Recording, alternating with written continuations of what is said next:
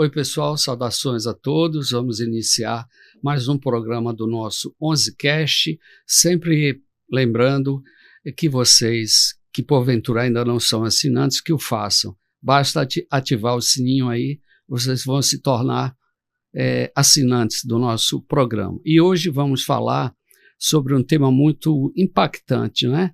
Que é sobre hotelaria, sobretudo moderna, muito rica, com muitos itens, enfim, que se separa um pouquinho daquela hotelaria de antigamente, a tradicional. E, para tanto, a gente vai entrevistar aqui o João Corte Real, que é diretor do Grupo Minor para o Nordeste do Brasil. Bom dia, João. Bom dia, obrigado pelo convite. Ok, prazer recebê-lo. A gente costumeiramente pede que a pessoa fale um pouco de si, sua formação, por onde já passou. Ok. É um resumo do seu currículo. Ok, muito bem. Então, o meu nome é João Corte Real. Como você disse e bem, sou gerente para a área do Nordeste brasileiro da empresa Minor. A empresa Minor é uma empresa que tem sede na Tailândia, mais propriamente em Bangkok, e que começou como uma pequena empresa e que hoje foi crescendo. Hoje tem mais de 600 hotéis espalhados pelo mundo. Portanto, é uma empresa de grande dimensão, enfim, com muito implementação na Ásia e no Médio Oriente, e depois, pouco a pouco, foi alargando a sua área de atuação e hoje está em destinos como o Brasil, a Austrália, a Nova Zelândia, está uma série de países da Europa, e portanto foi um grupo que foi crescendo, vindo de um empresário que começou a sua carreira muito novo. O empresário começou a carreira com 16, 17 anos, ligado muito à área de limpezas e publicidade em jornais, etc. A determinada altura, quando quis fazer o seu negócio e, no fundo, consolidar o seu negócio, alguém disse, olha, você tem que registar, é uma coisa obrigatória, você tem que ter o negócio registado, tem as suas obrigações com os seus negócios, em termos de pagamentos e de impostos e tudo, portanto tem que registrar a sua empresa. E ele, enfim, foi convidado, foi a registrar a empresa, e quando foi registrar não sabia qual o nome que devia aplicar à empresa, e como era menor de idade, ficou Minor. Portanto, a empresa chama-se Minor Hotel Group, porque o chairman hoje da empresa, que tem mais de 70 anos, quando começou era menor de idade. E, portanto, é uma história interessante como é que alguém com esta iniciativa consegue construir um grupo hoteleiro com tanta solidez espalhado pelo mundo. Falando do meu percurso, eu tenho 53 anos, sou natural de Lisboa, onde nasci. Os meus pais, a minha mãe ribatejana, portanto acima do Tejo, numa terra perto de Vila Franca de Xira, é um lugar em Portugal, e o meu pai do Sul, Algarvio, do sul da cidade de Lagos, mas que eu e os meus irmãos já somos geração de Lisboa, somos os alfacinhas. As pessoas de Lisboa nós dizemos que são alfacinhas, nós somos alfacinhas. Na altura, enfim, quando os meus pais vieram para Lisboa, vieram para estudar, porque sobretudo não havia universidades e não havia o ensino tão desenvolvido nas terras mais de interior e mais afastadas dos centros, e portanto construíram a sua carreira e a família já em Lisboa. Eu estudei gestão hoteleira inicialmente na Universidade Internacional em Lisboa, e depois comecei a trabalhar logo, com 22, 23 anos comecei logo a trabalhar, e depois passado 4, 5 anos decidi tirar uma licenciatura em marketing turístico. Portanto hoje sou formado em marketing também, portanto tenho o curso superior de gestão hoteleira e o curso de marketing na Universidade do Algarve, no sul de Portugal. Regressei um pouquinho às origens do meu pai, e fui estudar para o Algarve. E depois construí a minha carreira fazendo sempre muito trabalho, sempre que tinha hipótese de fazer trabalhos ligados a algumas atuações no estrangeiro. Fiz o meu estágio profissional em França, na cidade de Estrasburgo. Tive hipótese de colaborar enquanto trabalhava numa empresa portuguesa em Milão também. Portanto, foram estágios e foram períodos de trabalho muito curtos, mas enriquecedores, até em termos de língua, de cultura, de aprender outras realidades, e portanto, enfim, foi positivo. E em 2007 eu entro para o grupo Tivoli.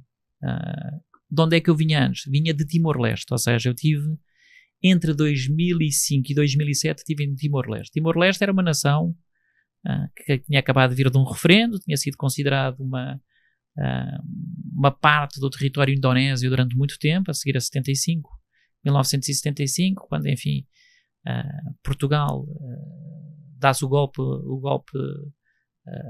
que nos deu a liberdade e a democracia em Portugal, o fim da ditadura em 1974. Em 75 as colónias portuguesas viraram independentes.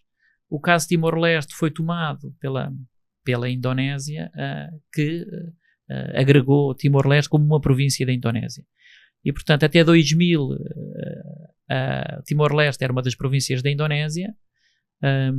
Houve um referendo para se tornar independente. Houve vários movimentos políticos para tornar Timor-Leste independente. Enfim, com uma grande pressão de alguns políticos portugueses e também das Nações Unidas, que apoiaram a iniciativa do país virar independente. E em 2000, no ano 2000, dá-se o referendo que dá a independência a Timor-Leste e começa-se a construir uma nova nação.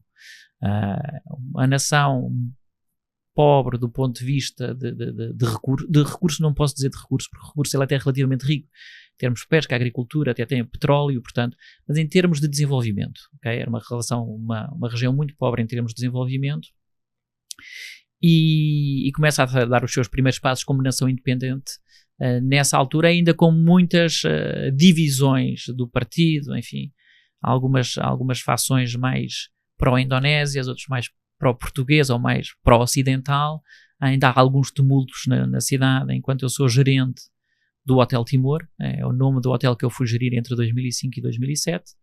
O hotel era um hotel de referência, era um hotel onde toda a gente se encontrava, como digo, um país pouco desenvolvido e, portanto, com uma logística complicada em termos de hotel. Enfim, para lhe dar uma ideia, Timor-Leste produzia muito pouco, nós podíamos comprar no hotel, enfim, não havia um matador ou um açougueiro lá, portanto não havia qualidade, a gente tinha que garantir a qualidade dos produtos e, portanto, tínhamos que fazer parte das nossas compras na Austrália e na Indonésia e pôr em contentor para levar para a cidade de Dili, de Timor-Leste. E o que comprávamos em Timor-Leste basicamente era o peixe, os frutos do mar, os legumes, que esses sim podíamos trabalhar, eram frescos e podíamos usá-los no hotel. Tudo mais vinha quase tudo de fora. Portanto, uma logística complicada que me obrigava a deslocar à Austrália e Indonésia no fundo, para fazer compras, negociar os contentores, pôr tudo em contentor e desembarcar o contentor em Dili passado umas semanas. Portanto, uma logística de hotel complicada, mas muito desafiante. E isto tudo com o objetivo de garantir alguma qualidade do serviço do hotel, porque o hotel era o hotel de referência da cidade de Dili, e nós fazíamos tudo o que era eventos para o governo, para as embaixadas. 4 ou 5 embaixadores viviam no hotel.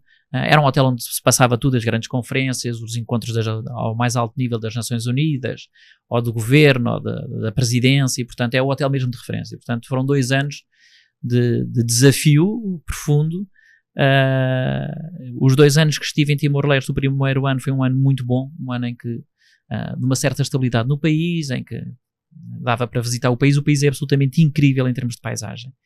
É um país que tem uma natureza absolutamente fantástica, praias virgem, enfim, da água azul transparente, montanhas que parece que estamos na Suíça quase, enfim, com igrejas que foram entretanto lá construídas, umas ainda do tempo português, outras mais recentes, mas é um país fantástico. E, portanto, o meu primeiro ano foi muito, muito positivo em termos de conhecer, de me envolver na operação do hotel, na realidade do país, e esse período foi absolutamente fantástico.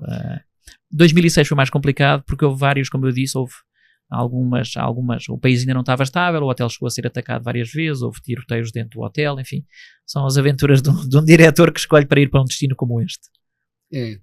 Você nasceu praticamente durante a Revolução dos Cravos, sim, né? Eu nasci em 1971. 71? Tá. E a Revolução dá-se em 74. Depois, 74. Sim. Ok. Acho que minha conta aqui não bateu. E viveu também esse período de 2 anos de Timor-Leste. Então, na realidade, você viveu não só lá fazendo seu trabalho profissional, mas você viveu também a verdadeira aventura, né? Completamente. Nesse período aí. Agora, Timor-Leste, por ser um país pequeno e tão bonito como você falou, ele propicia realmente fazer um turismo mais intenso, né? E como é que está hoje lá? Em termos turísticos, assim, ainda ele é muito procurado, as pessoas vão para lá. Eu quando comecei em Timor-Leste, como disse, o país era muito pouco desenvolvido. Enfim, para ter uma ideia, enfim, não havia um shopping, não havia um sinal, um farol, não havia, não é? As estradas eram muito rudimentares. Você saía da cidade de Dili e não tinha praticamente estradas, as estradas estavam abandonadas, não há posto. Eu lembro de viajar com os meus amigos e colocarmos no nosso carro, no nosso Jeep, não é? Porque a gente tem que ter a Jeep de 4x4 para andar em Timor-Leste, e que punhamos bidões de gasolina para poder abastecer, nós próprios abastecer durante as viagens, certo. de levar a comida toda atrás, enfim, de levar, enfim, até bacalhau a gente levava às vezes. E o país também é muito longe, né? O país é muito chegar lá, ele está fora do está centro fora do completamente, mundo. completamente. E portanto, então só que nem esses turistas aventureiros tinha muito que aventureiro. se dispõem a fazer esses deslocamentos doidos. Às vezes, por exemplo, esses aí vêm aqui para Chapada Diamantina, né, que é uma região muito bonita aqui em Salvador, você deve conhecer. E assim, E eles vêm para cá, eles não falam uma palavra em português, e também na Chapada pouca gente fala inglês, ou espanhol ou outro idioma, né? Então é a verdadeira odisseia, a comunicação que se estabelece, às vezes é por gestual, né? exatamente. Enfim, Então é muito incrível. Agora, eu queria começar, João, colocando a seguinte questão. O hotel, a hotelaria, né, ela está dentro de um contexto que eu chamo de cadeia produtiva, que é a atividade turística. certo. Existem muitos países, e Portugal é um deles, mundo afora, e o Brasil, infelizmente, ainda não aprendeu a fazer turismo, né, mas tem muitos países que fazem turismo. Eu falo por conhecimento próprio. Você chega, por exemplo, na Europa, você não precisa perguntar nada para ninguém ali. Você tem material que lhe informa, a sinalização, enfim, é tudo muito fácil. Eu vejo dessa forma, né? Eu fui a primeira vez à Europa em 1996, fui para uns 10 ou 12 países e realmente eu não precisava perguntar nada para ninguém, né? Eu falava português, espanhol, entendia um pouquinho de italiano e pronto, o meu inglês era péssimo. Então eu me virava lá. Então, realmente, né? E isso aí, essa facilidade, esses elementos facilitadores, eu acho, né, minha opinião, que atrai o visitante para fazer turismo de diversos países. Estados Unidos também é uma grande referência, próprio Japão e outros países também, que eu não citei aqui, né? Então, o turismo, nessa cadeia produtiva, ele gera, né, muitos ingressos financeiros nesse processo aí. E a hotelaria é um dos elementos, né? Os outros elementos são as companhias aéreas, que levam os turistas para todo lugar do mundo.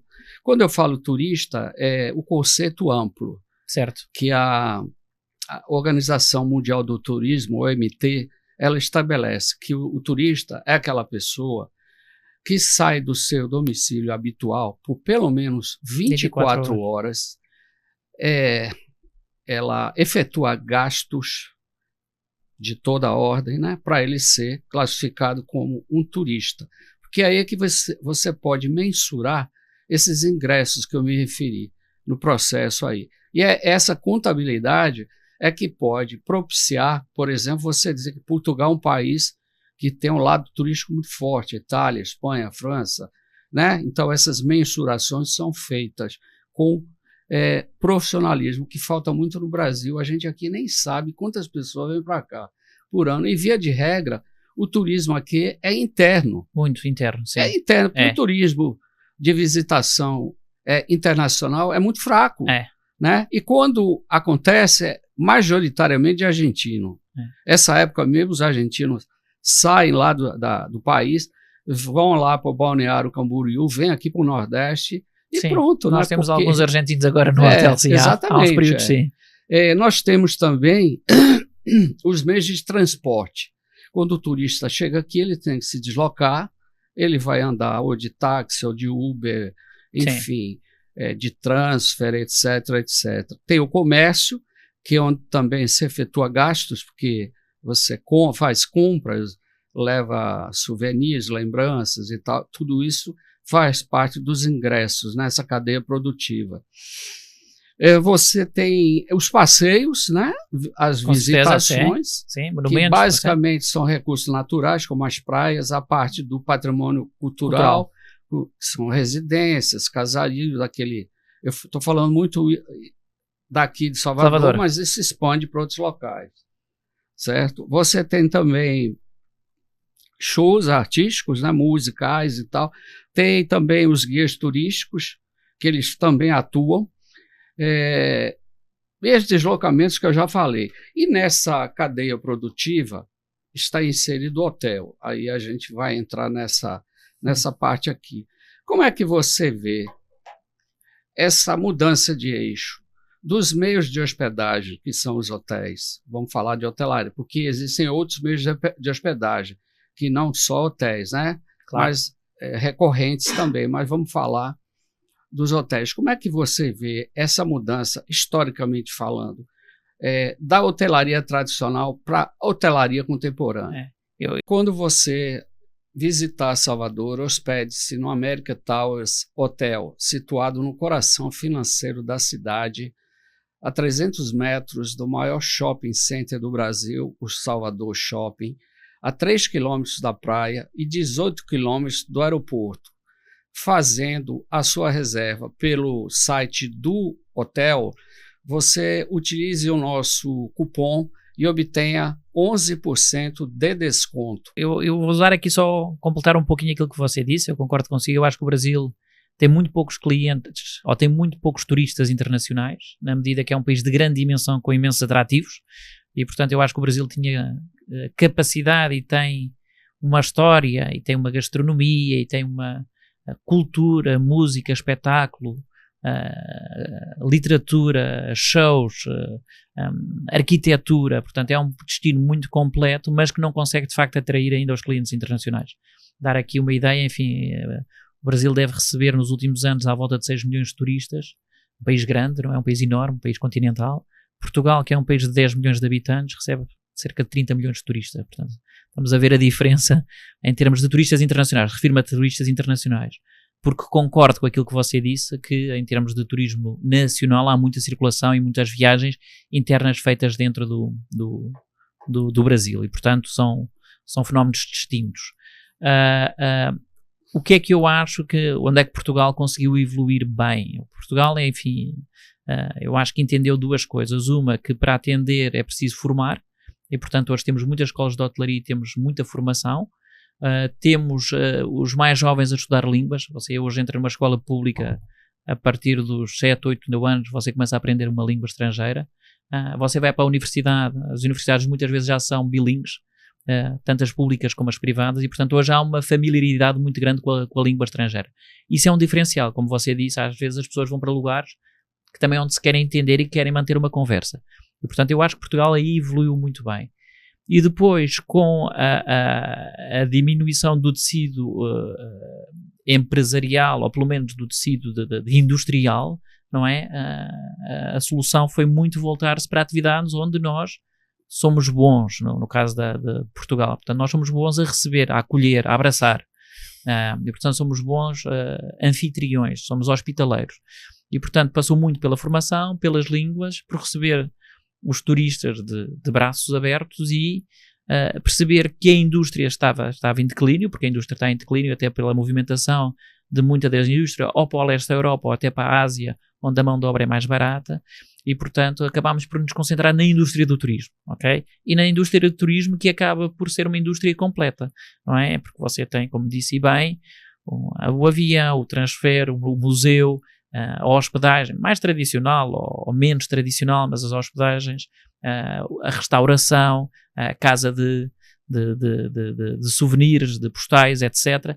Portanto, percebemos que essa era uma solução para, no fundo, fortalecermos a economia portuguesa. Portanto, os governos, os últimos governos em Portugal, mais à esquerda ou mais à direita, sempre perceberam que o turismo era uma peça fundamental para a riqueza do país.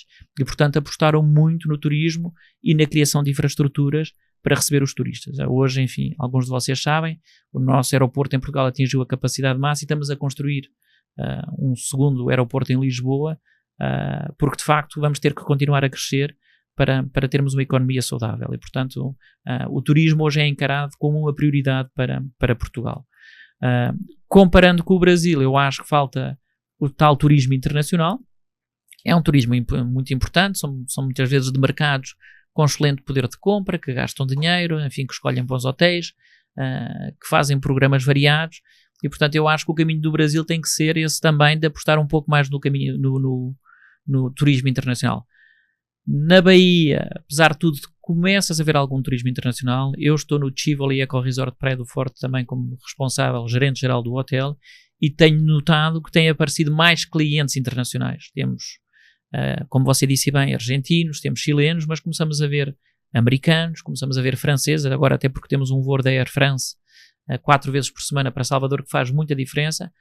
O mercado tradicional português sempre foi muito forte e continua a ser muito forte, mas nota-se, enfim, você entra no café da manhã, eu lembro-me quando vinha cá as primeiras vezes, ouvia praticamente falar português, e hoje você entra no café da manhã e ouve francês, ouve espanhol, ouve inglês, e portanto as coisas estão a mudar. Acho que falta ainda um pouquinho a Salvador ter mais ligações internacionais.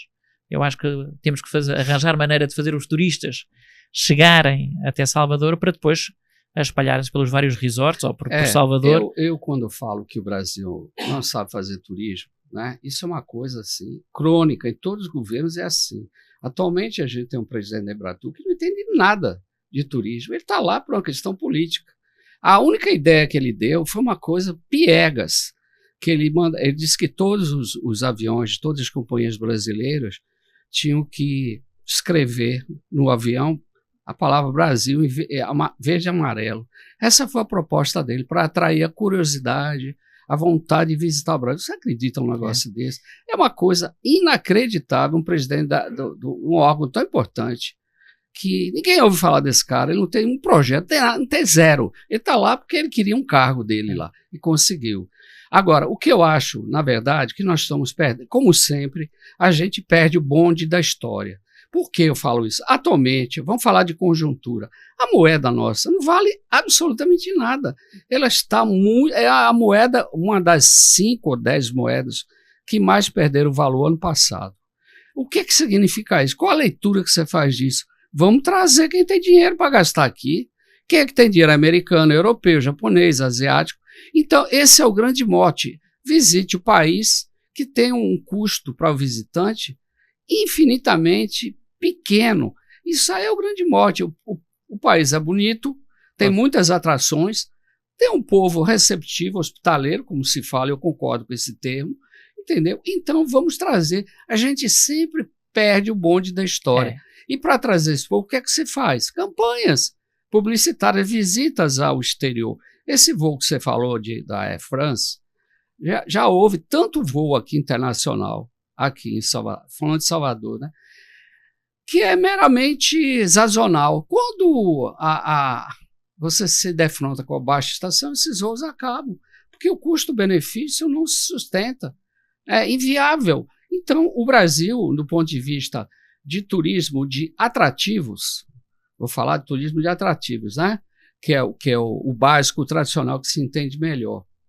Ele é sazonal, ele não pode, ele tem alta, baixa e média estação, ele tem que ter uma estação única, se não única, pelo menos 2, uma alta e uma média o ano inteiro.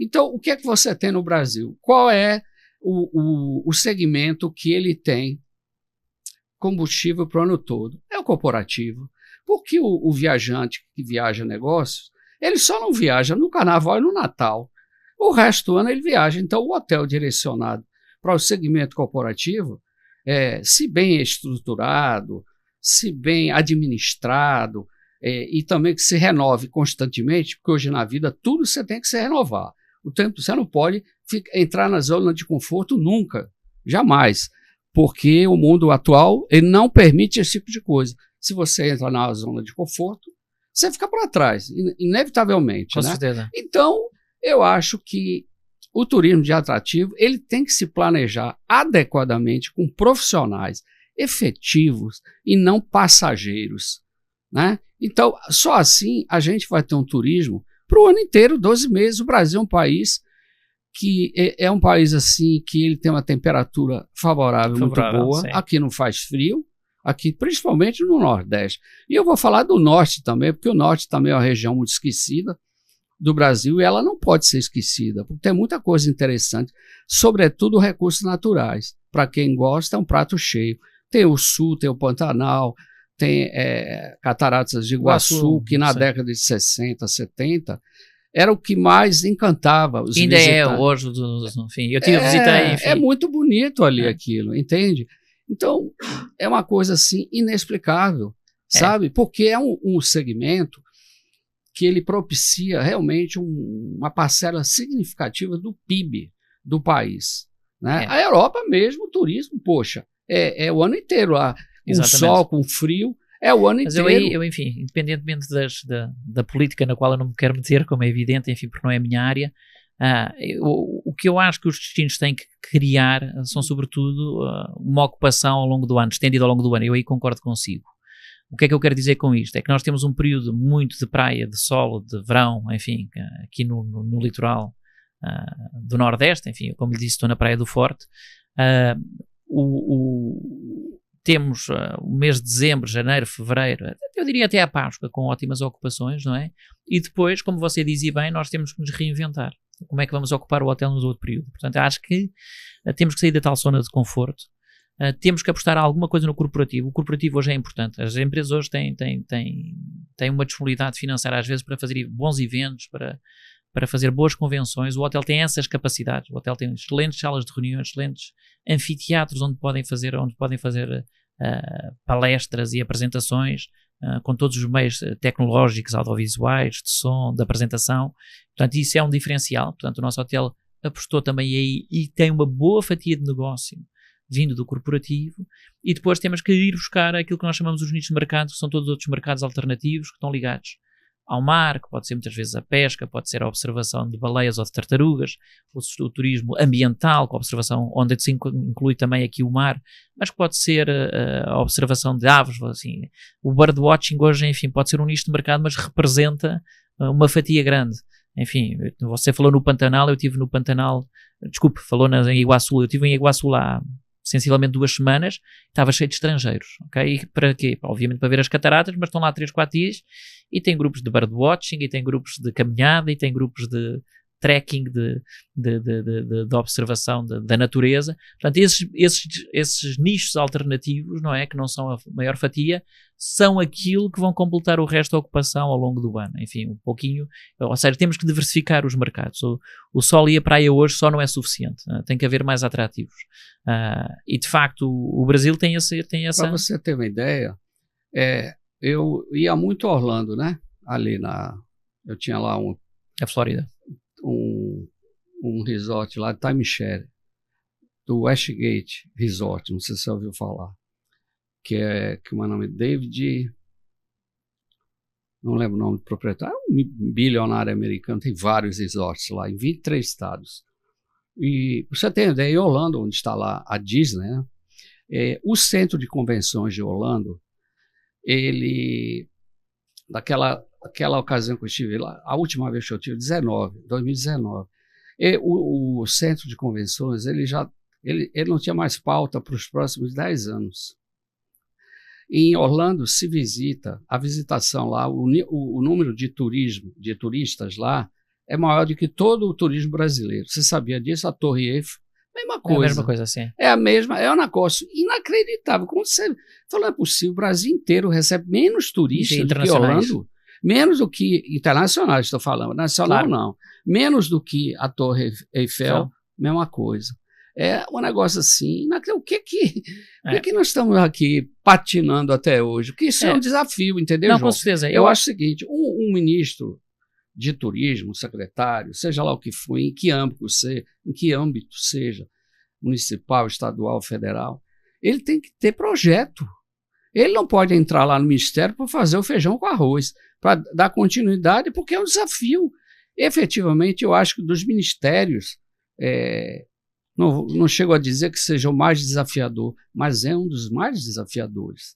Porque o Brasil, ele tem, eu não vou dizer a palavra que muita gente fala de vocação para turismo, mas ele é um país que pode ser considerado como um país turístico, por tudo que ele oferece. Eu estou completamente de acordo. Acho que é um país com potencial enorme, enfim. É um país completo. Enfim, a gente se pensar, enfim, na diversidade cultural, paisagística que existe no Brasil, enfim, não há muitos países tão completos como o Brasil. Eu acho que há um problema, enfim, há um problema de dimensão, o país é muito grande.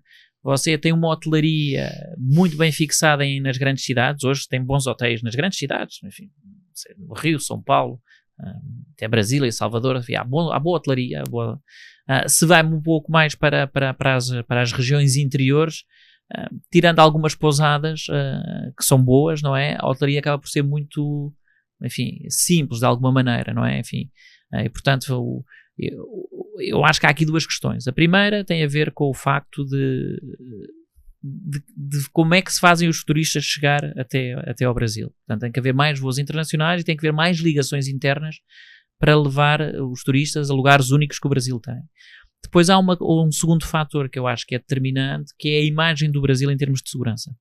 Okay? A imagem, isso preocupa. Okay? Eu lembro-me que, enfim, quando eu decidi vir a primeira vez trabalhar para o Brasil, eu na altura vivia na Tailândia, já estava no grupo Minor, como disse, e tive 3 anos na ilha de Koh Samui, na Tailândia, num resort muito bonito da marca Anantara, porque o grupo tem várias marcas, e a determinada altura, enfim, tive o convite para vir para o Brasil dentro do grupo, para vir para o Brasil, para São Paulo, e a primeira coisa, os meus colegas todos, que eram também gerentes gerais de outros hotéis, disseram, pá, que loucura, porque é que vais para lá, vais ser assaltado, vai correr tudo mal, a imagem não é positiva, portanto há esse problema da imagem de segurança, né? Portanto, eu acho que depois, enfim, a pessoa aprende a viver em cada lugar, e eu vivi os 3 anos, quase 4 anos em São Paulo, uma vida absolutamente fantástica, uma cidade espetacular, mas a imagem que o estrangeiro tem do Brasil é uma imagem muito negativa em termos de segurança, e que de facto, enfim, uma pessoa que tem,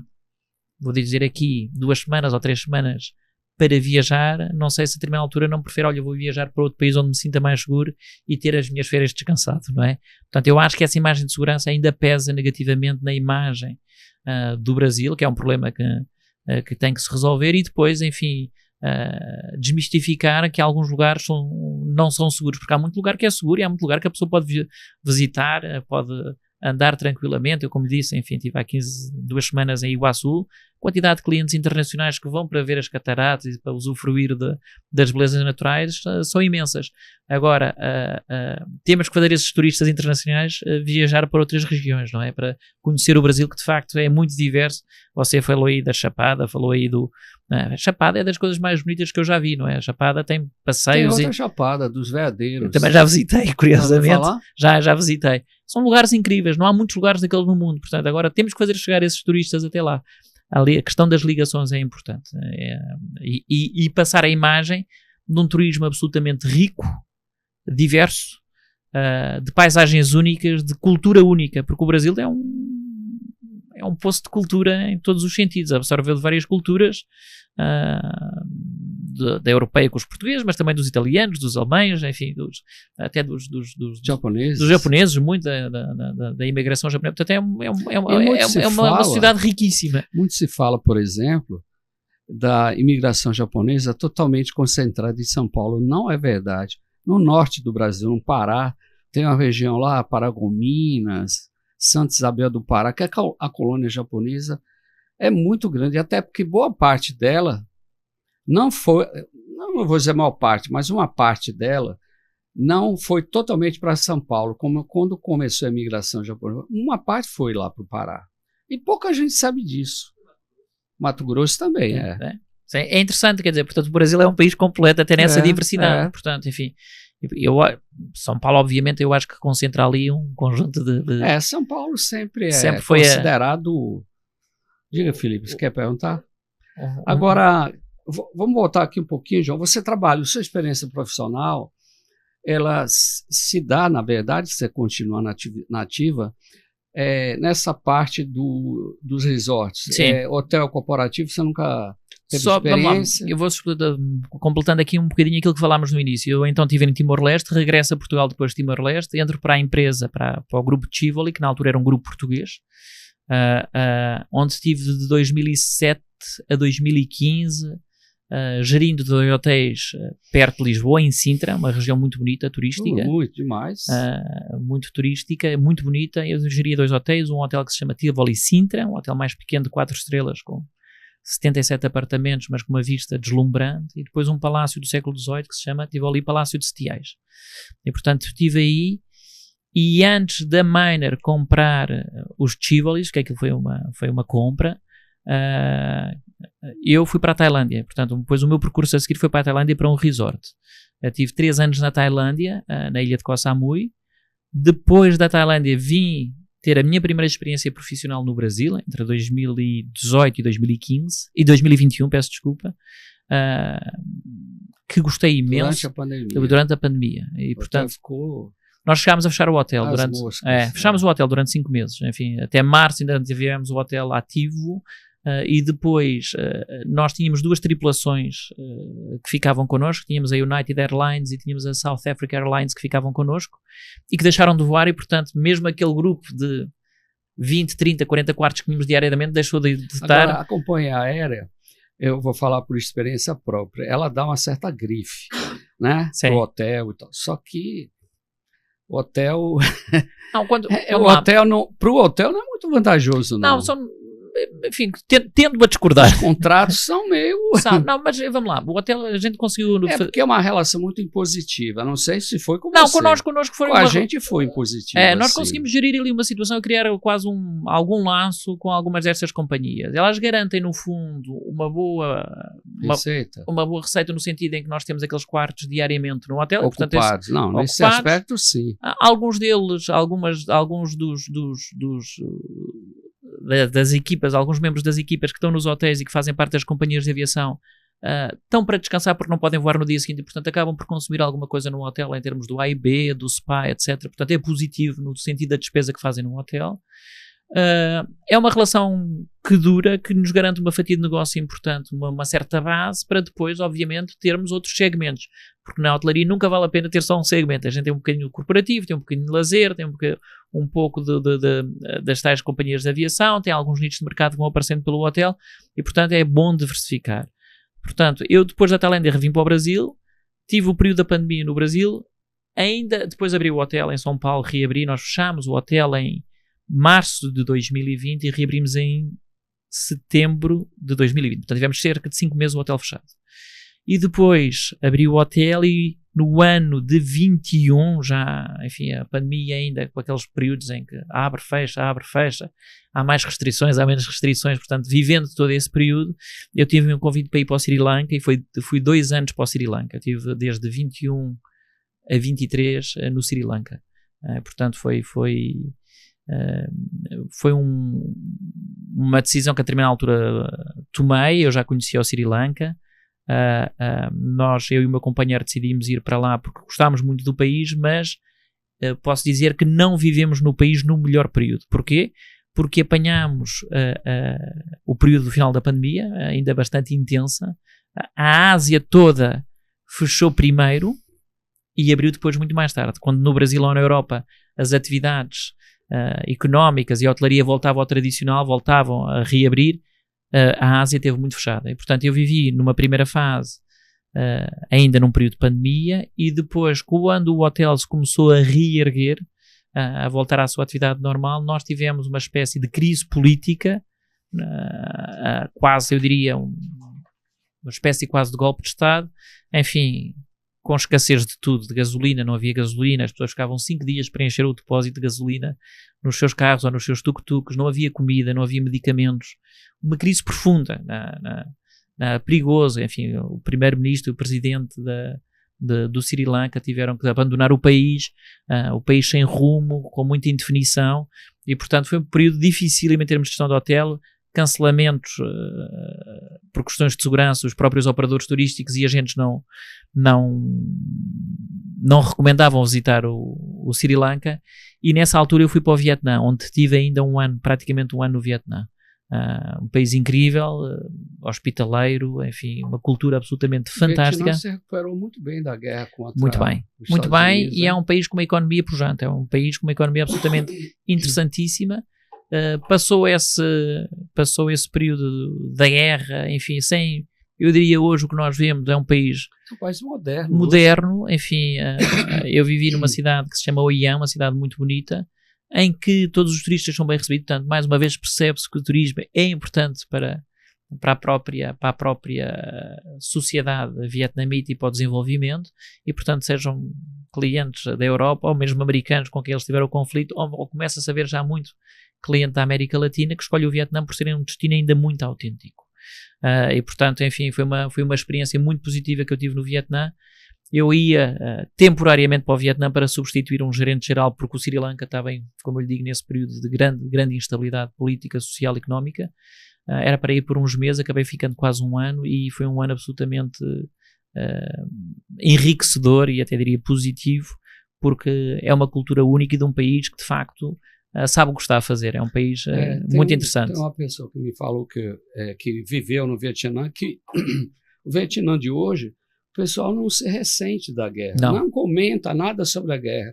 Eles sublimaram tudo e olham para frente. Exatamente. Não querem mais saber de história do passado. Obviamente há lá umas marcas, há lá alguma coisa que ficou do período da guerra, as gerações mais velhas. Porque as gerações são outras. São agora, outras, né? exatamente. E portanto, mas vê-se que de facto eles percebem que tem uma indústria fortíssima, ok? Tem um crescimento na casa dos 5, 6% anual, tem uma indústria fortíssima, um comércio marítimo importantíssimo e um desenvolvimento tecnológico brutal.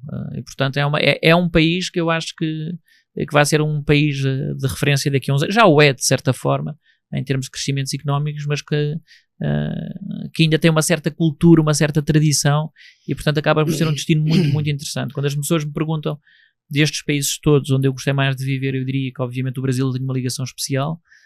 É o país do meu coração, mas o Vietnã marcou muito pela dimensão, E também você pode usar uma palavrinha muito adequada para isso, que é a resiliência. É a resiliência, com certeza. Vietnamita. Com certeza. Não é verdade? Com certeza. Não, sem dúvida. Portanto, altamente trabalhadores, focados, empenhados, sabem o que estão a fazer. Não são vitimistas. Não, nada. E é um bocadinho aquilo que você diz, é olhar para a frente e fazer a nossa história, fazer o nosso percurso, não é? Eu senti muito isso quando estive lá. E, portanto, é um país que tem cidades incríveis, tem destinos de cidades coloniais, tem praia, tem... Até porque lá na Ásia, existem outros países também ao redor que entraram nessa prosperidade, se é que podemos falar assim, do mundo capitalista, né? De certa forma, se faz tão presente. Então, cada um tem que se sobrepujar, claro, né? Se espelhando em outros ou não, por desenvolvimento próprio, né? Claro. Então, é mais ou menos nessa toada aí. E aquela região é uma região muito turística, né? Camboja, Laos, Vietnã. Laos, exatamente. Aquela zona que se chama hoje de Indochina, não é? Enfim, são esse triângulo, não é? Laos, Camboja e Vietnã. São países hoje muito visitados. De qualquer das formas, aquele onde nós sentimos que de facto olham para a economia e veem a economia de uma forma diferente, eu diria que mais pujante é de facto o Vietnã. Os outros países interessantíssimos em termos de história e de história recente, enfim, não estou a falar da história mais antiga, a história recente, até porque quando falamos na guerra do Vietnã temos que perceber que o Laos e o Camboja também estiveram lá envolvidos, também, não é? E, portanto, enfim, ainda há ali muita presença, ainda há ali alguns resquícios desse passado recente. Mas o Vietnã, de facto, como economia, é uma economia absolutamente espetacular. Enfim, eles constroem carros, têm desenvolvimento, têm marcas próprias, são bons na moda, são bons na fabricação de design, de tudo, uma série de coisas, e portanto é uma referência e é um país. Nós achamos que o Vietnã é um país pequeno, é um país com praticamente 100 milhões de habitantes, não é assim tão pequeno. E, portanto, enfim, é um país... Eu falo territorialmente. Mas é um país muito, muito interessante e, enfim, eu inclusive recomendei a alguns amigos ou algumas pessoas que conheço que foram de férias para lá, para o Vietnã, e acharam que foram umas férias fantásticas, que é um destino que merece a pena a visita. Eu estava falando anteriormente sobre a hotelaria antiga e a moderna agora. Digamos, 40 anos, mais ou menos, talvez um pouquinho mais. A hotelaria era quando você via o hotel, a hotelaria era assim, o visitante de determinada região, né, o turista, ele se deslocava para determinadas cidades e tal, e de malinha na mão ele entrava no hotel e perguntava se tinha lá um quarto, enfim, isso já ficou lá atrás, lá nas calendas gregas. Pois é, hoje em dia as coisas são muito facilitadas, né? Você planeja a sua viagem e tal, e você próprio ou você contrata uma agência, né, de viagem para fazer isso, e tudo funciona adequadamente. E cada vez mais fácil, até com o uso das novas tecnologias, você hoje marca o seu quarto seu próprio, já não vai ao operador turístico, não vai à agência, também. né? Aí eu coloco o seguinte, porque era muito comum antigamente você perguntar quanto é a diária desse hotel. Hoje em dia a diária de um hotel, ela não é fixa, ela flutua, é dinâmica, sim. Ela flutua ao longo do dia, inclusive, né? Agora, eu estava vendo aqui essa diferenciação entre resort e hotel convencional, né? Porque o resort ele oferece uma gama de entretenimentos, de atrativos, né? Para todas as faixas etárias, enfim, que me parece que muita gente que vai para um resort hoje fica lá, ela não sai de lá. Porém, tem muita gente que vem para o seu resort, que desce aqui em Salvador, e não vem para a cidade, ela fica lá 7 dias, 15 dias. Tá o nível de atratividade, né, digamos assim, do que é oferecido. Essa é uma questão. Isso também não causa... Claro que você vai ver somente o lado bom. Por que o turista que vem aqui a Salvador e outras localidades também, outros estados, outras cidades do Brasil, eles não vêm para Salvador? Não querem ir para o Mercado Modelo, não querem conhecer a Praça Castro Alves, os orixás, tudo que é oferecido aqui. E eles ficam lá. E só saem de lá para retornar para as suas cidades. Quando você visitar Salvador, hospede-se no America Towers Hotel, situado no coração financeiro da cidade, a 300 metros do maior shopping center do Brasil, o Salvador Shopping, a 3 quilômetros da praia e 18 quilômetros do aeroporto. Fazendo a sua reserva pelo site do hotel, você utilize o nosso cupom e obtenha 11% de desconto. Isso acontece. Vamos lá. O que é que nós procuramos fazer aqui no hotel? Enfim, nós temos, como você diz bem, vários atrativos dentro do hotel. É uma coisa que nos preocupa. Nós, no fundo, queremos ter o nosso cliente bem hospedado, com uma boa atividade, com bons shows até, bons concertos, animação para as crianças, para as famílias, para os mais velhos, atividades náuticas, de natureza. Bons restaurantes. A restauração hoje, enfim, a gente se calhar vai falar um pouquinho disso. Hoje é um pouquinho diferente do que era tradicionalmente há 30 ou 40 anos atrás. Mas nós também incentivamos muito o cliente a sair, enfim, no sentido de dizer, tem que conhecer Salvador. Eu acho que Salvador, a cidade, a parte toda antiga de Salvador é algo único, não é? E, portanto, enfim, quando você fala do Mercado Modelo, do Pelourinho, enfim, do Elevador Lacerda, todo esse passeio que a pessoa pode passar um dia absolutamente fantástico na cidade de Salvador, nós recomendamos que as pessoas façam. Depois temos aqui 2 tipos de clientes. Temos aquele cliente que vem a primeira vez e que de facto diz, que boa ideia que vocês tiveram, promover este tour ou promover a ida até Salvador, e vão e adoram. Enfim, não me lembro até hoje de todos os clientes que vieram até Salvador não tenham gostado. Todos eles acabam por gostar, porque de facto é uma experiência única. E depois temos muito no nosso hotel, temos muito cliente repeater, aquele que já vai há 10, 15, 20 anos para o Tivoli, a Resort Praia do Forte, e esse muitas vezes fica no hotel. Eu já visitei Salvador 2 ou 3 vezes e portanto já não regresso. E portanto, no fundo, nós temos os atrativos todos para que as pessoas possam ter umas férias descansadas, de praia, de natureza, de boa gastronomia, de boa acomodação, e quanto muito se calhar até vão até ao Castelo Garcia Dávila, que é um ponto de referência que nós gostamos de recomendar também, ou então vou até à Vila da Praia do Forte, enfim, com a sua igreja, com o seu comércio, com a sua gastronomia tradicional, e também recomendamos. Mas de facto há alguns que, como já conhecem o destino, preferem ficar ali e centrarem-se mais no hotel. Certo. Sim. Agora eu estava pesquisando aqui, dentro desse aspecto aí, dessas mudanças tecnológicas e tal, você já consegue fazer check-in remotamente. Sim. Já tem hotéis que não tem mais recepção.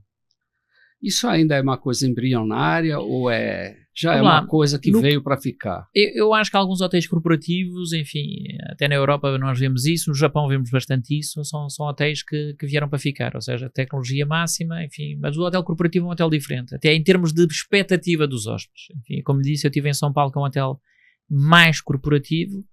Eu acho que o cliente corporativo muitas vezes é menos exigente com o cliente do hotel de resort. Porque o corporativo basicamente ou vem a reunião, está de segunda à quinta, ou de segunda à sexta, ou de terça à sexta num hotel, o que é que ele quer? Quer um bom chuveiro, não é? Para tomar um bom duche, quer uma boa internet, que é fundamental hoje para trabalhar e para estar ligado, conectado com o mundo, trabalhar, etc. E uma boa cama para dormir, não é? Portanto, basicamente, se ele tiver isto, aliado a um bom café da manhã, a estadia está ótima, enfim. Eu acho que ainda tem um pouquinho mais, tem um bom travesseiro. Sim, exatamente, mas enfim, um bom ar-condicionado. Eu diria que são as necessidades mais básicas para você ter uma boa noite, enfim, e estar confortável. No resort a expectativa é diferente, a expectativa já tem muito ligado. Se a praia está limpa, se o atendimento é cuidado, a gastronomia dos restaurantes, o atendimento, a parte toda da animação, os projetos e o que ele pode fazer durante o dia no resort, as atividades náuticas, a academia, o spa, portanto tudo isso, os clientes são muito mais exigentes em termos de expectativas e portanto nós temos que olhar de forma muito, muito cuidada nos resorts para todos estes aspectos. São estadias longas, normalmente ninguém vem para um resort para ficar um dia ou dois. Normalmente quem vem de fora quer ficar uma semana, 10 dias, 15 dias e portanto nós temos que inovar e ter sempre coisas diferentes para o hóspede fazer ao longo da estadia. No caso dos hotéis de cidade, eu acho que a tecnologia é mais visível e, portanto, hoje fazer um check-in através de um tablet é perfeitamente possível. Nos resorts já se começa a fazer, mas há muito o contacto humano. Até porque a pessoa está relaxada, a pessoa quer falar com o recepcionista, quer fazer perguntas, quer falar com o empregado de mesa, quer saber um pouco da história, quer saber um pouco do resort. Portanto, há muito contacto. A administração de um resort é muito mais complexa do que um hotel corporativo, digamos assim. Porque, como você falou, o hóspede do corporativo, ele quer basicamente 4, 5 coisas, né? Certo. Ele mesmo, por iniciativa mesmo, né? Ele acaba se virando lá, até porque, por exemplo, a figura do mensageiro acabou, não existe mais em hotel nenhum, né? Aquela pessoa que entregava correspondência e tal, carregava as malas, etc, né? Nos hotéis bons existem, em São Paulo ainda temos. Mas são poucos, né? Na verdade é que nem o assessorista, né? Hoje em dia só tem assessorista no Planalto, em Brasília, e ganhando muito. E que em outros lugares não existe mais, né? Elevadores inteligentes claro. E tal. Mas o que eu acho importante, por exemplo... Bem, nós ainda trabalhávamos no tempo em que havia telefonistas, não é? Que andavam com o PBX, não é? Com aquelas... Você lembra? Lembro-me disso. Ali aquele monte de ainda sou desse tempo, não é? Hoje já não há telefonistas, a própria tecnologia... Eu já trabalhei em Priscas Eras, durante um mês, tirando férias de uma colega, que ela era telefonista, né? E que tinha aquele monte de cabo e tal, e fiquei no lugar dela, que foi interessante, experiência boa. Viu? Mas a tecnologia suprimiu alguns... Mas levei um bocado de bronca, porque eu nunca falava bom dia, boa tarde, eu só falava logo alô. Você tem que ser gentil, né? Eu não conseguia ser gentil. Mas eu digo o seguinte... nos hotéis corporativos, eu costumo dizer o seguinte: você tem que mapear o caminho do hóspede. Recepção, elevador, corredor, quarto. Academia, né? Porque hoje em dia todos os hotéis têm academia. Eventualmente piscina, porque nem todo prédio corporativo em cidade litorânea, como Salvador, tem piscina, né? O nosso aqui do lado não tem. Até porque a história é também um pouco diferente, mas podemos fazer também. Então, o hóspede, e sim, o restaurante, né, o café da manhã e tal, porque o hóspede do corporativo, ele circula pouco. Ele não circula na área toda do hotel. Não que você vá, digamos, relaxar nas áreas todas. Não é isso que eu estou falando. Estou dizendo o seguinte, você tem que mapear o caminho do hóspede para que ele se sinta bem. Claro, com certeza. Antigamente se falava assim, olha, eu fiquei no hóspede, ou fiquei no hotel, como se eu estivesse me sentindo em casa. Eu sei que isso é um pouco de exagero, não é bem assim, né? Mas eu acho que o quanto você atender melhor o hóspede, você sabe o que é que você vai conseguir, ele vai voltar. Claro. Ele não vai, e outra, na avaliação, ele vai fazer uma boa avaliação, que é importante hoje em dia. Você entra na internet, você fala o que você quiser. Inclusive existe até, você deve saber disso, a prática, que é um pouco nefasta, da concorrência plantar um hóspede, certo? Para fazer aquele trabalho lá de espionagem e tal, e chegar lá na hora de avaliar e botar tudo nota baixa. Infelizmente tem isso também, né? Que não é uma coisa que vai fazer com que o seu trabalho vá por água abaixo. Não. Mas existe também esse tipo de coisa, que é raro, mas tem. Então, eu acho que é o seguinte, você mapeando assim, e ter um atendimento personalizado, não custa nada, porque o hotel, você não vai ter 1000 hóspedes, né? Por exemplo, nosso hotel aqui tem 120 apartamentos, já chegamos a ter no pool 180, mas muita gente saiu por causa da pandemia e tal, porque o hotel não fechou, mas também não rendeu nada durante esse período, e claro, 21. Claro, são só voltou a partir de 22. São Paulo tem um hotel lá que tem 780 leitos. Holiday, não sei o que lá, não lembro agora o nome, que é mais assim corporativo, né? Que aí eu acho que já é. Estados Unidos tem hotéis enormes, sim. Enfim. Aquele Astoria, né? Sim. Eu não sei o que lá, Astoria, tá muito grande e tal. Mas voltando ao que eu estava falando, então eu acho que essa preocupação com o hóspede, entende? Porque você está ali trabalhando no dia a dia, então você tem que cercar por todas as pontas, né? Porque a concorrência é muito, muito grande hoje em dia, né? Então você tem que ter o seu diferencial, que eu acho. Qual é o meu diferencial? Eu que vou definir. Claro. Cada um tem o seu. Claro. Então, no mundo que a gente tem hoje... eu acho que é muito isso. Eu acho que as pessoas têm que sentir e ter, enfim, nós dizemos aqui entre os hoteleiros que enfim, as pessoas não têm que sentir em casa, têm que ser melhor do que se estivessem em casa. Há muita gente que diz, né, se for para estar como estou em casa, eu fico em casa, não é? Portanto, nós temos que ter esse diferencial, não é? O diferencial muitas vezes passa pelo conforto da cama, passa por um bom café da manhã, passa por um atendimento muito personalizado, passa por tratar o cliente pelo nome. Tudo isso vai ser um diferencial, ele vai se sentir mais importante, não é? Vai sentir que cuidaram dele. E, portanto, esses diferenciais têm que estar hoje na hotelaria moderna. Enfim, hoje, ter um hotel não é a mesma coisa que ter um hotel há 20 ou 30 anos atrás. Hoje, um hotel, enfim, como você referiu, tem que ter academia. Enfim, hoje as pessoas ligam à atividade física, ao corpo, querem ser saudáveis, portanto, tem que ter eventualmente um spa, ou pelo menos maior ou menor, mas tem que ter um spa. O homem de negócios hoje também gosta de chegar ao final do dia fazer uma massagem antes do seu jantar, ou antes de começar o dia. Tem que haver, muitas vezes, um restaurante em que o próprio cliente corporativo possa receber alguém, fazer uma reunião, trabalhar, ter um bom buffet para almoçar. Portanto, tudo isso é muito importante. Esses diferenciais são aquilo que vão fazer os hotéis terem sucesso ou não.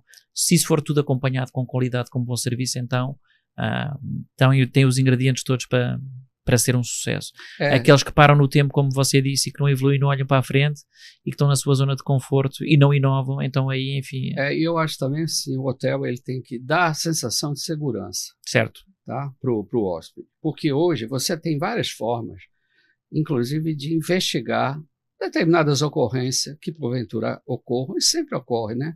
De um hóspede fazer uma queixa de que alguma coisa sumiu, tal, porque a própria chave lá do hotel, ela registra quem entrou e na hora que entrou. Exatamente. Né? Exatamente. Então você ali, e além das câmeras de monitoramento nos corredores, porque a câmera hoje em dia é um item essencial, todo mundo utiliza câmeras, né? Então eu acho que essas questões também tem que ser muito bem demarcadas. Outra coisa também que eu acho é localização do hotel. Se você tem um hotel bom, mas não tem uma boa localização, isso é um problema.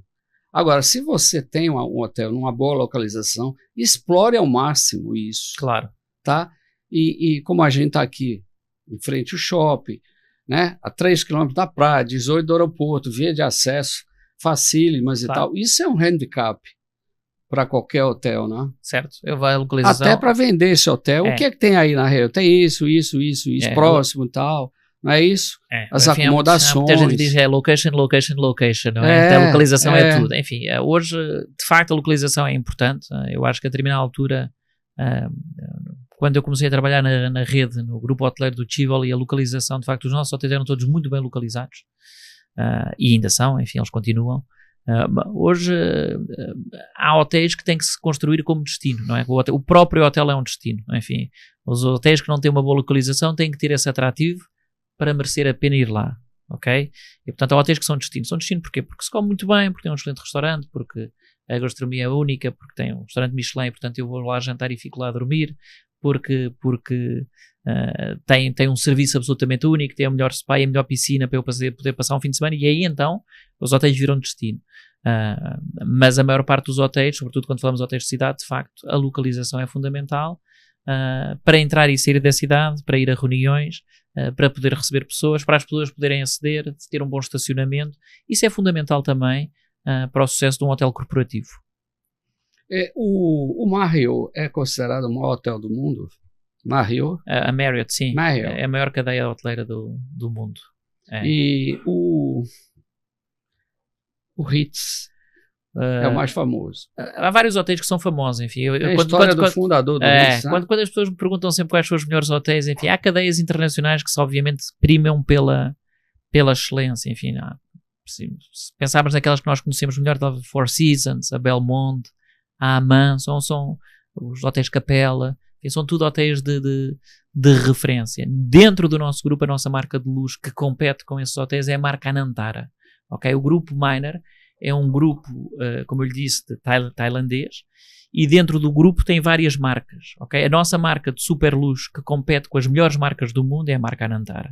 E temos muitos hotéis que estão ao nível desses hotéis que eu referi. Depois, diria que tem uma marca de luxo também que é a Tivoli, enfim, bem conhecida no Brasil, com o Tivoli, que é o Resort de Praia do Forte, e o Tivoli Monfarrege em São Paulo. E depois há umas marcas de mid-scale, que nós chamamos de intermédias, nos quais está o ZNH, está uma marca que se chama Avani também, tem uma marca que se chama Oaks, que está mais na Austrália e na Nova Zelândia, e depois, enfim, e temos outra marca que são os Eluana, que esses são sobretudo safaris, são hotéis safari localizados, enfim, em África, em que são sobretudo para a observação de animais selvagens. São grupos que temos poucos hotéis, mas de muito luxo, e que se chamam Eluana. Portanto, o grupo é um grupo diverso, tem várias marcas, são 8 marcas, que vão desde o super luxo a hotéis de mid-scale ou até aos safaris em África. João, esses hotéis de super luxo que cobram diárias de $10 mil, $15 mil ou até mais do que isso, eles dão retorno mesmo? Eles têm público retorno, selecionado? Tem. Hoje riquíssimo, né? Hoje há hotéis que com públicos muito específicos. Há pessoas que pagam muito para ficar nesses hotéis. Enfim, nós quando olhamos para alguns mercados, há mercados de facto que querem exclusividade, querem ser das poucas pessoas que estiveram nesses hotéis, ou são pessoas que são altamente exigentes, são clientes que gostam do luxo, gostam da boa gastronomia, gostam do serviço e portanto estão dispostos para pagar diárias altíssimas para só hospedarem nesses hotéis. Agora, portanto, são hotéis, muitos deles, que esse investimento merece a pena, e uma experiência nesse hotel como hóspede, obviamente, são coisas únicas que há muitos clientes que procuram. Agora, a margem de lucro desses hotéis deve ser altíssima, né? Porque um ser humano não consegue consumir tanta coisa assim num dia.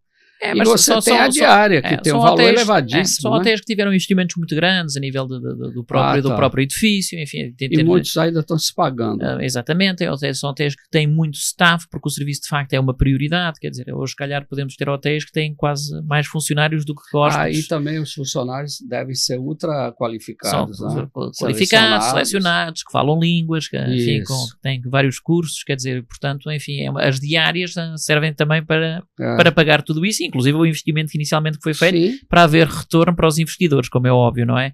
Mas enfim, o que eu acho que é importante referir é que a hotelaria, e dentro do nosso grupo, que é aquele que eu conheço melhor, como é evidente, nós temos muitas opções de escolha para em alguns destinos para os vários tipos de hóspedes. Temos o hóspede mais exigente e o outro hóspede que quer uma coisa mais simples, mas boa, bem confortável e que possa ficar bem hospedado. Aquilo que basicamente nós garantimos sempre no nosso grupo é que todos os nossos hotéis, independentemente do segmento, todos têm bastante qualidade, todos têm muita qualidade para que o hóspede possa ter uma boa experiência como cliente. E o hotel intimista, que é o chamado hotel boutique?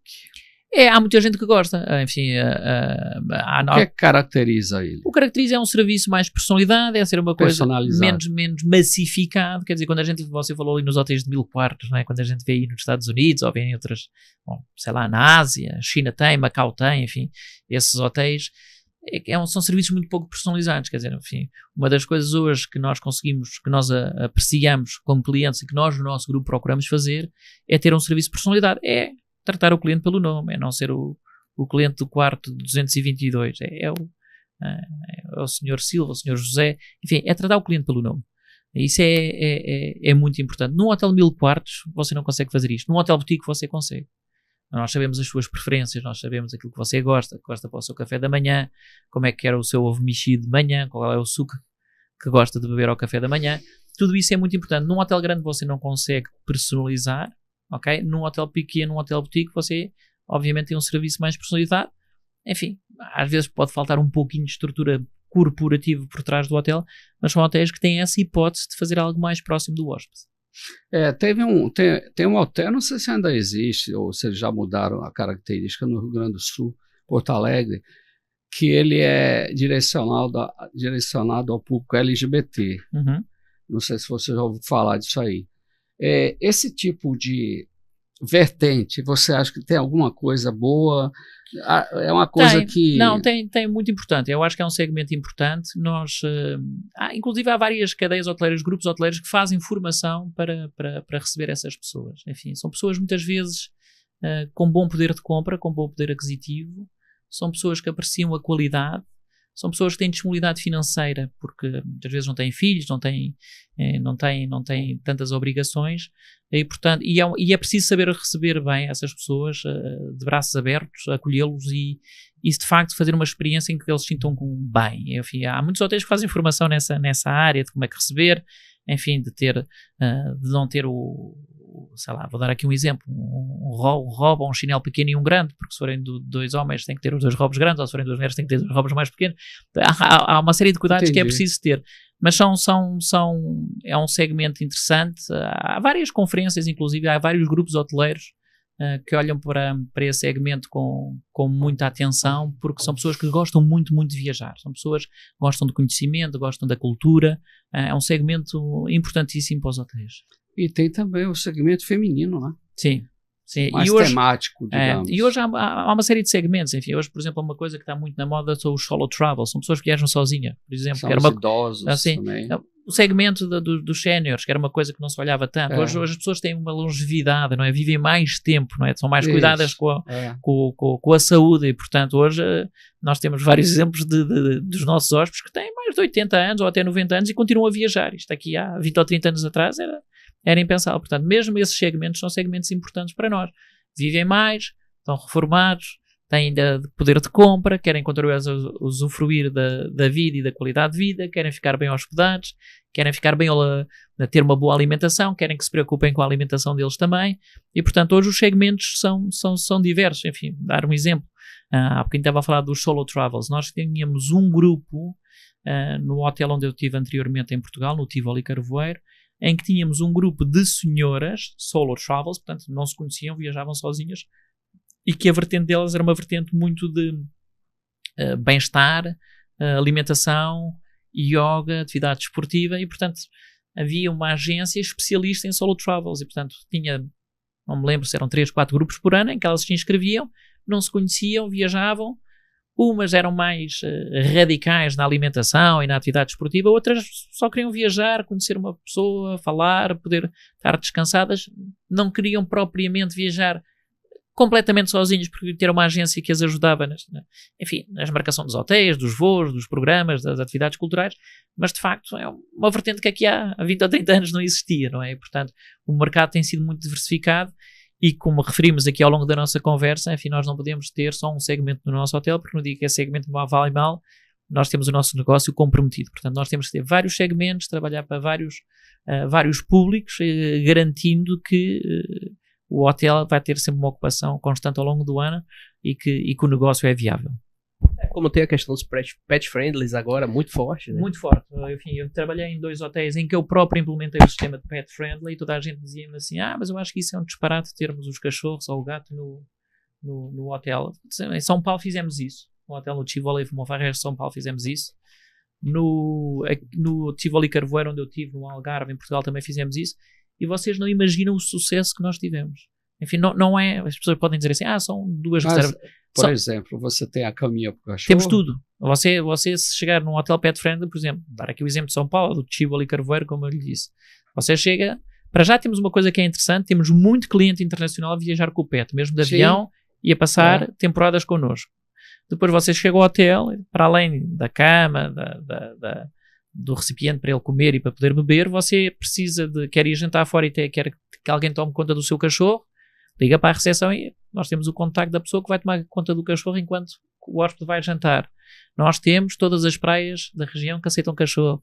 Nós temos pessoas que passeiam o cachorro. Não quer passear o meu cachorro. Temos pessoas que passeiam o cachorro pelo dono. Você precisa de um veterinário. Você precisa de uma tosa ou de um banho para o seu cão.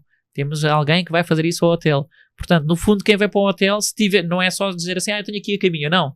Tem um conjunto de chamado facilities. Facilities. Tem tudo o que você precisa para ter uma estadia de férias confortável. E se um dia não quiser estar com o cachorro, há pessoas que tomam conta do cachorro e que passeiam o cachorro, que você pode jantar fora. Olha, quero ir jantar fora a um restaurante muito bom e o hotel, o restaurante não aceita pets. Então, você contrata um serviço de alguém ficar com o cachorro no quarto. Agora, nesse caso... E a pessoa pode ter as suas férias, e eu acho que é assim, são segmentos super importantes.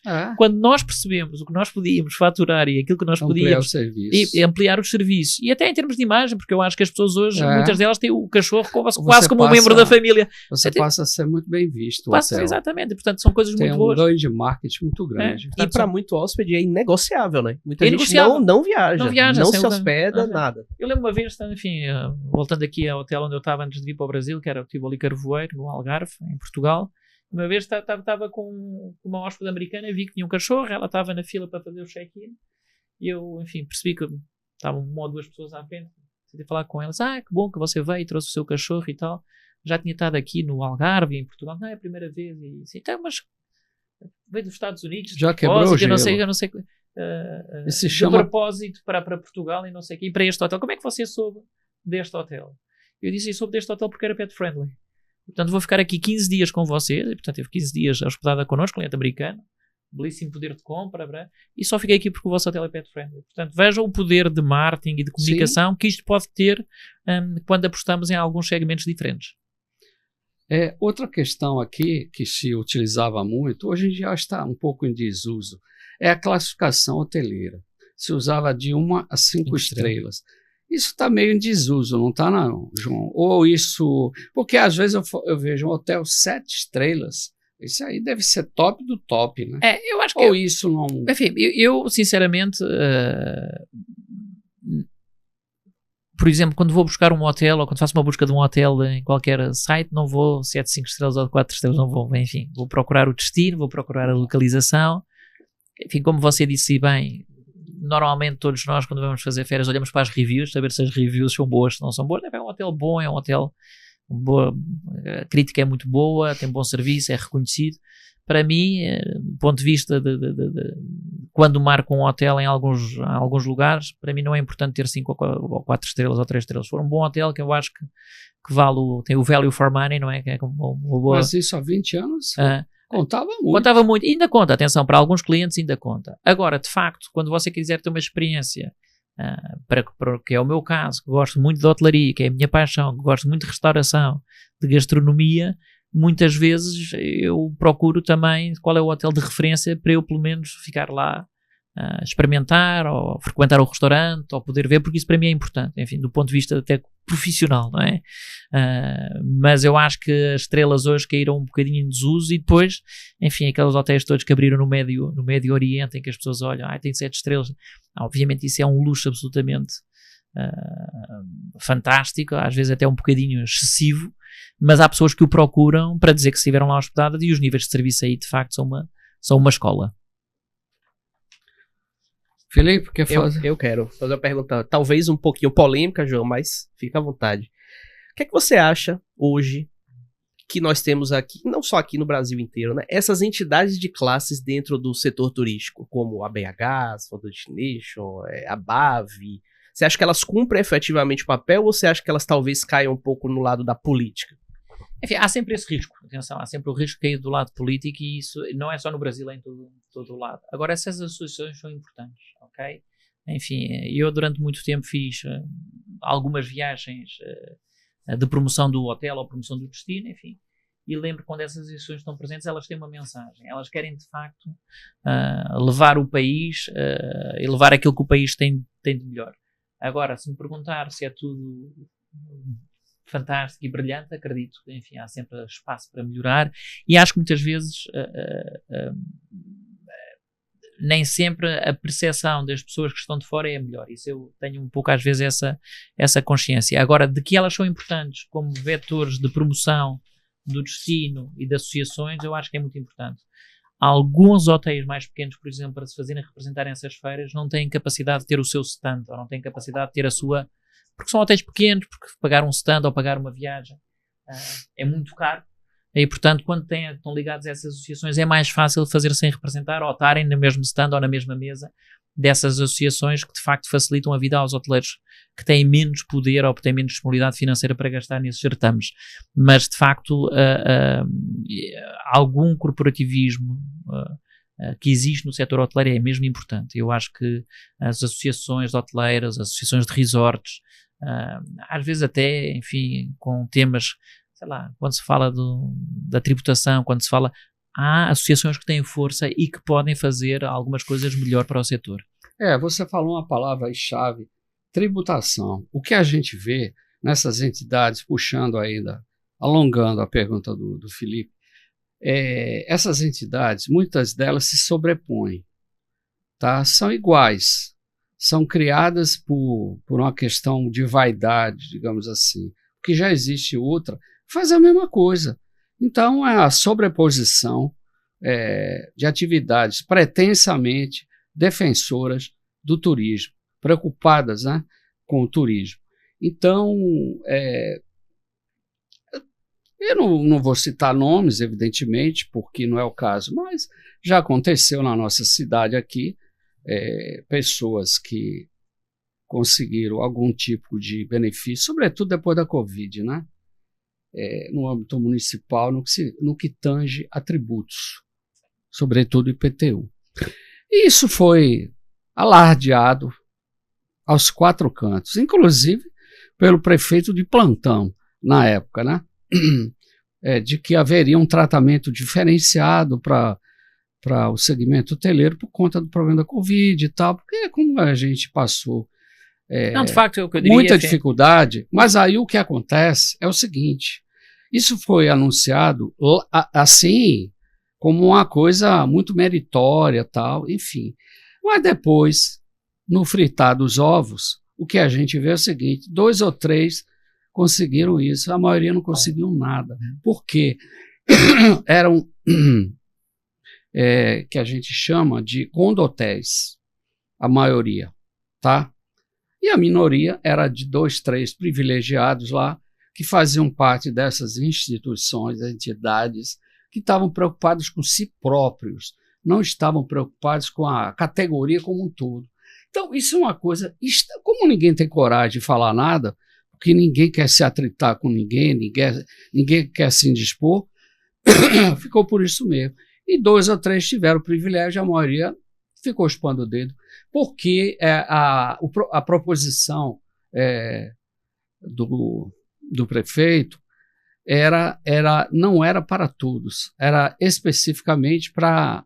Mas o anúncio foi como se fosse geral, não abrangia todos. Então, quer dizer, são iniciativas como essa que você acaba vendo que o hoteleiro, e eu sou hoteleiro também sou proprietário, né? Você sabe disso, mas eu acho o seguinte, qualquer movimento que a gente faça tem que ser para o bem comum, para todos, porque o segmento é constituído de todos os donos de hotéis, sejam lá condotéis ou não, entende? Então, o que ele falou foi exatamente isso. Então, às vezes a gente acaba assim, se decepcionando com isso, entendeu? Porque é muito oba-oba, é muito faz de conta. No período da pandemia... Infelizmente, no Brasil é assim, não é só aqui na Bahia, não. Então, você fazer parte de uma entidade de classe lhe confere um certo status, uma certa importância que, na verdade, você não tem. Enfim. Sabe, é uma coisa imaginária. Eu já participei de muita entidade, não participo mais, porque no fritar dos ovos, como eu falei anteriormente, é assim que funciona. Quando você visitar Salvador, hospede-se no America Towers Hotel, situado no coração financeiro da cidade, a 300 metros do maior shopping center do Brasil, o Salvador Shopping, a 3 quilômetros da praia e 18 quilômetros do aeroporto. Fazendo a sua reserva pelo site do hotel, você utilize o nosso cupom e obtenha 11% de desconto. Enfim, o período de pandemia foi um período muito particular. Eu não vivi o período de pandemia todo aqui, como lhe disse, eu também na altura estive no Sri Lanka. Obviamente que houve apoios que foram importantes, eu acho que foi um setor muito afetado. É um setor que depende muito de mão de obra, enfim, ao contrário de hoje da indústria, que hoje está cada vez mais robotizada, informatizada, enfim. O setor hoteleiro continua a ser um serviço que depende muito das pessoas. Nos casos que eu apanhei aqui do Brasil, Sri Lanka e até em Portugal que acompanhei, houve de facto ali apoios que foram importantes na altura para a própria sobrevivência do negócio. Enfim, isso foi muito importante. Enfim, não estou a falar destes países que são aqueles que eu conheci, e que de facto foi um período para nós absolutamente único, único porque eu acho que nunca ninguém pensou que o mundo podia de facto fechar. Foi um período, eu diria, do meu ponto de vista pessoal, talvez dos mais difíceis, porque de repente eu estava a gerir hotéis com centenas de colaboradores, com equipas relativamente grandes, e um pouco sem saber o que é que nós fazemos agora, se isto vai continuar ou não. Hoje falamos da pandemia com algum distanciamento e, enfim, até de uma forma se calhar não tão pesada, mas na altura quando a vivemos foram períodos absolutamente difíceis e de grande responsabilidade e de grande incerteza no futuro. Acho que tirámos muitas lições também da pandemia. Acho que houve muitas lições que foram tiradas da pandemia. Acho que o mundo mudou depois da pandemia no que diz respeito ao próprio trabalho. Enfim, alguns dos nossos departamentos hoje fazem home office, na altura não faziam. Hoje temos mais cuidados, enfim, em termos do que se alguém tem algum sintoma, se alguém está doente, é afastado até para se curar e para se poder tratar. Hoje temos muito cuidado, enfim, qualquer sinal, qualquer coisa que surja. E eu acho que a pandemia trouxe-nos alguns ensinamentos também. Agora, a pandemia trouxe uma coisa também, que eu tenho o meu pró e o contra. O contra, que foi a questão de você trabalhar remotamente, trabalhar em casa. Alguns departamentos, enfim, a hotelaria, como eu disse, é muito de pessoas. Temos alguns departamentos ainda no hotel que hoje conseguem 1 ou 2 dias estar em casa, ok? Temos alguns. Agora, como eu disse... Mas a hotelaria é essencialmente presencial, a hotelaria é presencial. Exatamente, ou seja, o trabalho de back eventualmente algum consigamos fazer, sei lá, a parte financeira pode trabalhar num escritório que não é propriamente no hotel, enfim, alguém que está a fazer um trabalho de marketing ou que está a fazer pode ficar um dia para fazer as suas reuniões online, porque o online veio de facto para ficar, não é? Mas eu diria que 95, 96, 98% do contacto é contacto com pessoas, não é? Exatamente. E, portanto, isso falou a palavra-chave. É o contacto, é uma indústria de pessoas, não é? Enfim, e isso é muito importante, isso nunca vai deixar de existir. Agora, queria colocar aqui em pauta uma concorrência extremamente desleal, que é a criação do Airbnb. Como é que você vê isso? Até que ponto isso compromete ganhos na hotelaria? É um concorrente que veio para ficar. Eu acho que é um concorrente que vem para ficar, hoje muito forte, até em termos de nível de comunicação e de campanhas.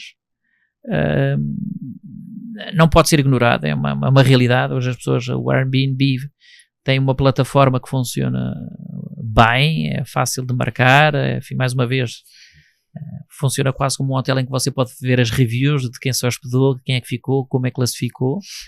De qualquer forma, eu acho que não oferece o mesmo tipo de serviços do que oferece um hotel. Portanto, enfim, eu vou-lhe dar um exemplo ali da Praia do Forte, que é onde eu estou atualmente. O que é que acontece? Temos muita concorrência de pessoas que alugam, têm os Airbnbs e que alugam as suas casas. Mas depois, se acontece alguma coisa, não há uma pessoa para dar assistência, ou se quiser acontecer uma coisa durante a noite, ou chamar um médico, o hotel faz isso e tem médico presente no local e, portanto, presta outro tipo de serviço. Se quiser o seu café de manhã diferenciado, servido no quarto ou na sala do café da manhã, isso você não pode fazer no Airbnb. Marcar uma excursão com facilidade na recepção, ou desmarcar um voo, ou antecipar, ou adiar um voo, ou estender a estadia é muito mais complicado do que é num hotel. Portanto, todos esses serviços o Airbnb não tem, ok? Enfim, e eu acho que, por exemplo, os nossos clientes de hotel, enfim, e até porque temos muitos clientes repeaters, como eu referi, querem o hotel pelo serviço, pelas pessoas, por ter este contato com as pessoas, enfim, muitas vezes, às vezes até com o departamento de reservas ou com uma camareira de quem ele sabe como é que gosta que o seu quarto seja limpo e arrumado e as horas a quer que o quarto seja limpo e arrumado. Aos garçons, às garçonetes que sabem qual é a mesa que ele quer, onde quer tomar o café da manhã ou o seu almoço, ou o que é que ele gosta de beber à noite ou dia. Tudo isso o Airbnb não oferece, ok? É um concorrente, é uma plataforma que veio para ficar e que tem muito sucesso, mas não tem o mesmo nível de serviço ou não pode oferecer a mesma experiência para um hóspede que oferece a hotelaria tradicional. Enfim, a gente há pouco falou um bocadinho também das companhias online e de hoje haver facilidade em termos de tecnologia de fazer reservas. Eu lembro quando começou esta história de fazer reservas online, de fazer a pessoa não precisar do operador ou do agente turístico, as pessoas disseram, as agências de viagens vão acabar. Porque hoje cada um marca a sua reserva e o seu quarto. É mentira, as agências hoje continuam a ter muito sucesso. Há clientes nossos que querem continuar a viajar com o agente de viagens. Querem dizer... Mas só ficaram as melhores, né? Só ficaram as melhores. Isso é um pouco a lei do mercado, não é? Da concorrência, é isso mesmo, sim. Não é? Quer dizer, hoje alguém tem um problema, olha, o meu marido adoeceu. Eu, se tiver marquei o meu hotel por uma online, eu não vou conseguir falar com ninguém para alterar a reserva. Se eu tiver um agente de viagem, ligo para o meu agente de viagem, tive aqui um problema, o marido adoeceu, o que é que eu posso fazer, como é que você me ajuda? E o agente vai ajudar. Ou quer alterar a minha reserva, o agente vai ajudar. Ou tem que antecipar o meu voo, o agente de viagens vai ajudar. Quando você faz tudo online, enfim, não sei se vai ter esta hipótese. Portanto, os agentes de viagens, de facto, são hoje, enfim, agentes, são importantes. Quando falamos de hotelaria, há muita gente que continua a viajar com a sua agência de viagens. Nós temos muita gente hoje na Praia do Forte que viaja com o seu agente de viagens. São eles que sabem o quarto que querem, são eles que pedem, olha, ponha isto no quarto à chegada. O online não faz isto, não é? E portanto, enfim, há segmentos de facto que vaticinou-se que iam acabar e que iam, por causa da tecnologia, acabar e não vão acabar. Continuam a ser importantes. E há pessoas que pagam um bocadinho mais para ter um nível de serviço diferente e para serem mais bem servidos. E, portanto, isso é uma realidade hoje em dia e quem viaja e que quer conforto e que quer alguém que tome conta da sua reserva e da sua estadia, continua a viajar com a agente de viagem. Isso é muito interessante. Certo. O que você me diz? Vou direcionar agora, você vai entender. O que você me diz de um projeto hoteleiro grandiosíssimo numa cidade do interior da Bahia, que não tem atrativo natural praticamente nenhum, carece de muito atrativo. Como dá certo esse empreendimento? Que tem uma ocupação de mediana para cima, não vou falar de mediana para baixo, que não é o caso. A gente sempre tem que ter aspiração, né, e pretensão de conseguir tirar o melhor desse equipamento aí que nós temos. Como é que você vê isso? Você sabe do que eu estou falando? Eu não sei, mas vou-lhe dar a minha opinião. Sabe? É de Feira de Santana. Vamos lá, os hotéis, Feira de Santana... É um desafio, né? Não, mas Feira de Santana, vamos lá, a gente tem o NH Feira de Santana, que é um Isso. hotel do grupo, e eu acho que o hotel tem tido bastante sucesso, no sentido em que é um hotel mid-scale. Enfim, como é que surgiu o negócio de Feira de Santana e como é que se fala porque é que surge Feira de Santana? Normalmente, quando a Miner implementa... Miner tem basicamente alguns modelos de gestão, enfim, eu diria que os dois mais comuns são ser propriedade e gestão da marca. Enfim, hoje essa tendência não é tão visível, mas uma parte da nossa rede hoteleira é propriedade e gestão da marca Miner, ok? E há proprietários que nos convidam para fazer a gestão. Portanto, são hotéis de management, não é? Que é o caso de Feira de Santana. Normalmente o que se faz é um estudo, perceber se o mercado, se existe mercado, se o mercado é um mercado ativo e qual é o tipo de produto que se aplica a esse imóvel ou a essa propriedade. Neste caso foi um mid-scale, um hotel de média dimensão para a cidade de Feira. Feira é uma cidade, apesar de tudo, com bastante movimento, no sentido em que tem, é no fundo um cruzamento de várias vias em que todas passam por Feira de Santana, acaba a ser um interposto importante. É uma cidade que está-se a desenvolver em algumas áreas, na área comercial, na área industrial, até na área de comércio e de serviços, nomeadamente hospital, médicos, etc. Começam a aparecer cada vez mais. Tem uma indústria à volta que é interessante. Enfim, hoje há um polo industrial, não só em Feira, mas nos arredores de Feira, que tem clientes.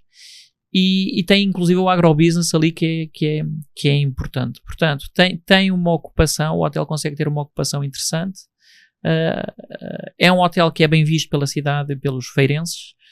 É um hotel que tem muita possibilidade de continuar a crescer de uma forma muito consolidada. Os números que nós tivemos ao fim do primeiro ano são muito positivos.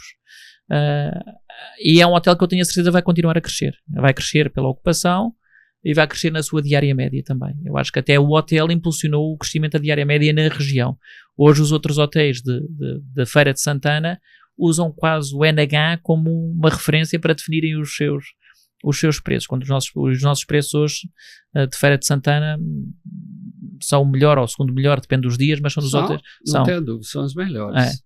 Enfim, o que é que tem que se fazer em Feira de Santana? É continuar a apostar no crescimento, é apostar num segmento de eventos que tem crescido de forma muito sustentada.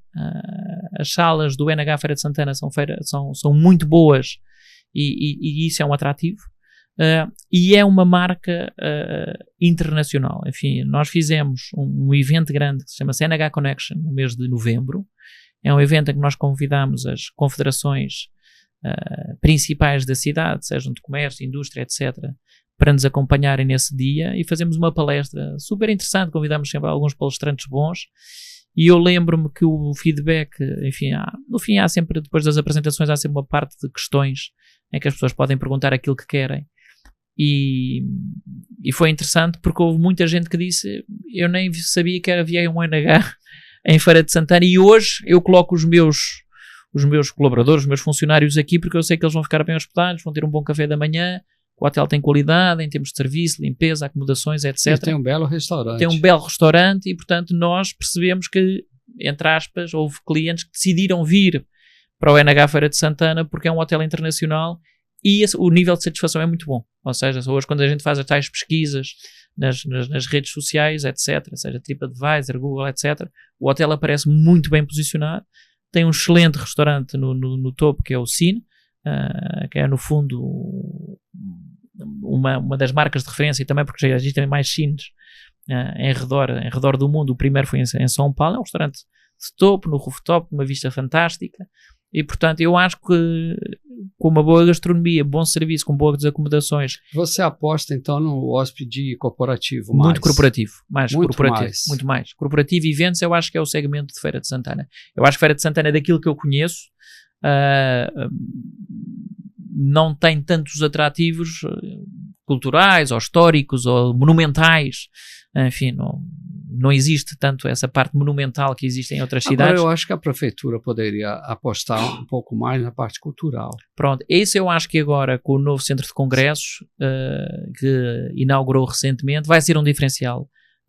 Eu já vi alguns eventos realizados no centro de congressos, acho que isso vai ser um grande atrativo. A parte cultural vai ser um segmento que vale a pena apostar, seja em concertos, teatros, exposições, etc. O centro de congressos, que é bem próximo do NH, vai ser um diferencial, e eu acho que o NH ainda vai crescer mais e vai ter esse benefício da localização. Voltamos a falar da localização, de estar tão bem localizado, perto do centro de congressos, tão próximo do NH. Enfim, dá para ir a pé, portanto vai ser uma... A feira é uma macro região, né? Mas é uma região interessante ao mesmo tempo. Enfim, quando a gente olha e pensa numa cidade, enfim, relativamente pequena, a cidade tem 600, não chega a 700 mil habitantes, é uma cidade que já tem uma massa crítica e, portanto, se continuar neste desenvolvimento, eu acho que o hotel vai ter um crescimento muito sustentado. Espero que isso aconteça, né? Efetivamente. Eu acho que os números apontam para isso e acho que, enfim, acho que tem um produto que tem tudo para dar certo. Tá bom. Felipe? Bom, João, o que eu não lhe perguntei? Que eu tinha que perguntar, eu esqueci.